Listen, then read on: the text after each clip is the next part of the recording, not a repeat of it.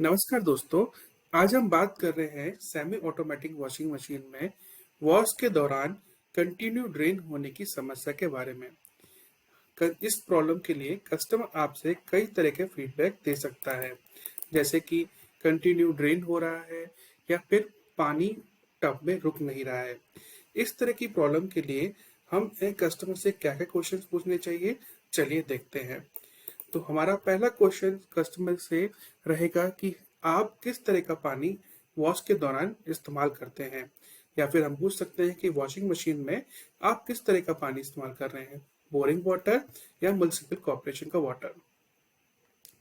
दूसरा क्वेश्चन हमारा रहेगा last PM service washing machine की कब हुई थी, ताकि हमें ड्रेन की क्लीनिंग के बारे में पता चले। हम कस्टमर को तीसरा क्वेश्चन पूछ सकते हैं, क्या ड्रेन कंटिन्यू होता है या कुछ देर बाद रुक जाता है। हमारा चौथा क्वेश्चन कस्टमर से रहेगा, क्या हमने या आपने इसकी किसी तरह की रिपेयर कराया था, ताकि हमें किसी भी वर्कमैनशिप के बारे में हमें पता चले। नेक्स्ट हमारा क्वेश्चन रहेगा, क्या स्पिन के दौरान आपको किस तरह की नॉइज सुनाई देती है, ताकि हमें बैलों की कंडीशन के बारे में, डिसलोकेशन होने के बारे में पता चले। हम कस्टमर से पूछेंगे कि आप जब भी कपड़े धोते हैं तो क्या पॉकेट्स या फिर क्लॉथ्स को चेक करते हैं। इस तरह की क्वेश्चन पूछकर हम अपने नेक्स्ट स्टेप की तरफ बढ़ते हैं, जो कि है possibilities of failure. Possibilities of failure में हम जांचेंगे कि किस तरह की प्रॉब्लम्स इसमें हो सकती हैं। तो पहली, यदि हम प्रॉब्लम की बात करें तो मैकेनिकल प्रॉब्लम है, जिसमें कि वॉश सिलेक्टर स्टक हो सकता है, ड्रेन वायर पुल्ड हो सकती है, ड्रेन वॉल्व रबर टॉर्न हो सकता है, या फिर बेलो डैमेज हो सकता है। दूसरा हमारा रहेगा यूजेस और सराउंडिंग कंडीशंस के बारे में। यदि यूजेस और सराउंडिंग कंडीशन की बात करें तो फॉरेन मटेरियल, कॉइन का स्टक होना, ये सभी इस कंडीशन में आता है।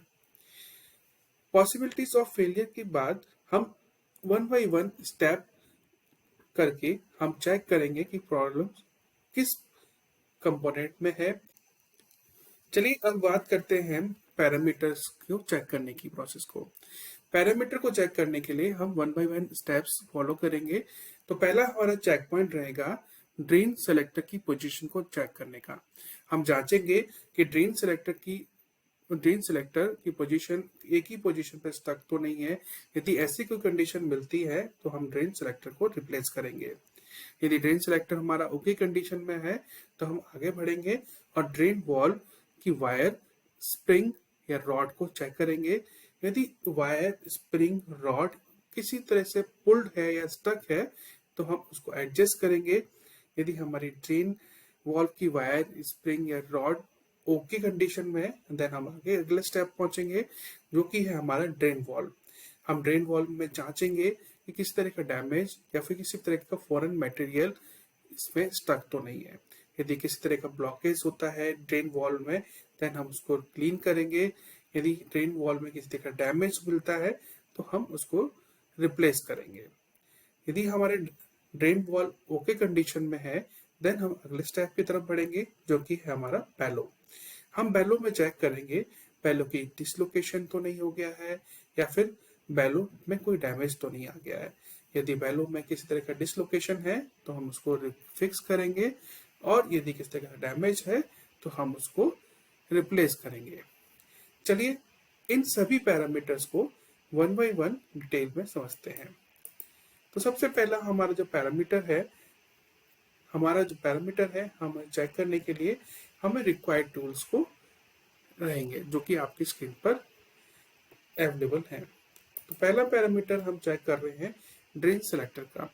तो ड्रेन सेलेक्टर का हमें चेक करना है कि ड्रेन सेलेक्टर किसी एक ही पोजीशन पर स्टक तो नहीं हो गया है, या फिर ड्रेन सेलेक्टर की में किसी तरह का ब्रेकेज तो नहीं हो गया है, या फिर हो सकता है कि जो ड्रेन स्ट्रिंग है वो ओवर पुल्ड हो गई है, या फिर हो सकता है कि हमारा जो स्प्रिंग या रबर है ड्रेन असेंबली का, या फिर ड्रेन वॉल्व रॉड जो है वो पुल पोजीशन पे तो नहीं रह गई है।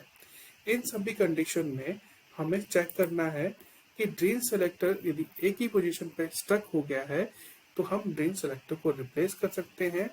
यदि ड्रेन सेलेक्टर में किसी तरह का ब्रेकेज हो गया है तो हम रिक्वायर्ड पार्ट को रिप्लेस कर सकते हैं। साथ ही साथ हम ड्रेन स्ट्रिंग को भी चेक करेंगे, यदि वो ओवरपुल्ड होगी है तो हम उसको एडजस्ट कर सकते हैं या फिर हम उसको रिप्लेस कर सकते हैं। हम चेक करेंगे स्प्रिंग, रबर या हमारी ड्रेन असेंबली की या वॉल्व रॉड जो कि हमारी ड्रेन असेंबली की एक ही पोजीशन पर स्टक हो चुका है तो हम उसको एडजस्ट करेंगे नॉर्मल पोजीशन में लाने के लिए। यदि हमारा वो नॉर्मल पोजीशन पे नहीं आता है देन हम उस पार्ट को रिप्लेस करेंगे। अब हम बढ़ते हैं आगे अपने अगले स्टेप की तरफ जो कि हमारा ड्रेन वॉल्व। ड्रेन वॉल्व में हम जांचेंगे किसी भी तरह का फॉरेन मटेरियल या फिर कॉइन या फिर किसी तरह के पिन हमारे ड्रेन वॉल्व में स्टक तो नहीं हो गई है। यदि इस तरह के किसी भी कंडीशन में हमें मिलती है तो हम ड्रेन वॉल्व को क्लीन करेंगे। यदि हम चेक करें कि हमारा जो वॉल्व रबर वॉल्व है वो टॉर्न तो नहीं हो गया है, यदि वो टॉर्न मिलता है तो हम उसको रिप्लेस करेंगे। यदि हम चेक करें हमारा किसी भी तरह का डैमेज तो नहीं है हमारे ड्रेन वॉल्व में देन हम ड्रेन असेंबली को रिप्लेस करेंगे। नेक्स्ट हम बढ़ते हैं अपनी वैलो की तरफ।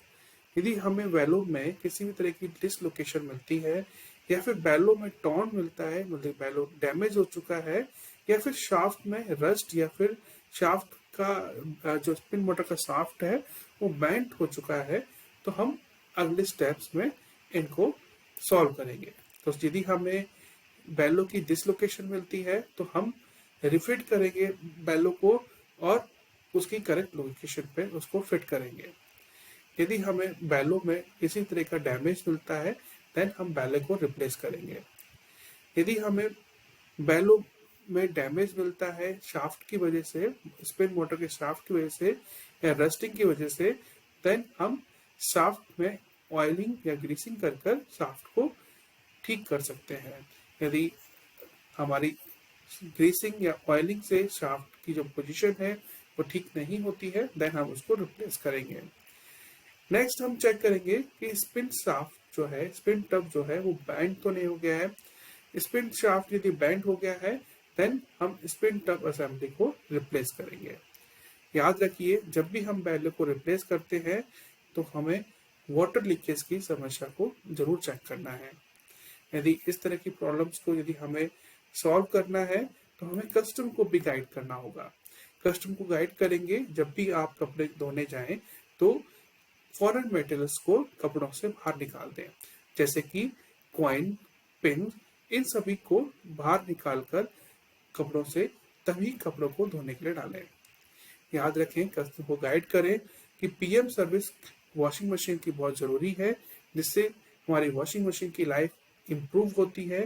साथ ही साथ हमारे वॉशिंग मशीन में क्लीनिंग प्रोसेस बहुत ज़रूरी होता है ताकि हमारे जो ड्रेन वॉल्व है वो प्रॉपर क्लीन रहे और इस तरह की समस्या आगे फ्यूचर में कभी ना मिले।